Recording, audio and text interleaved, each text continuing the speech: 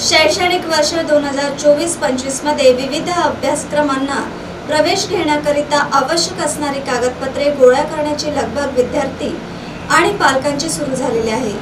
त्यामुळे महाई सेवा सेतू केंद्रातील गर्दी वाढत आहे।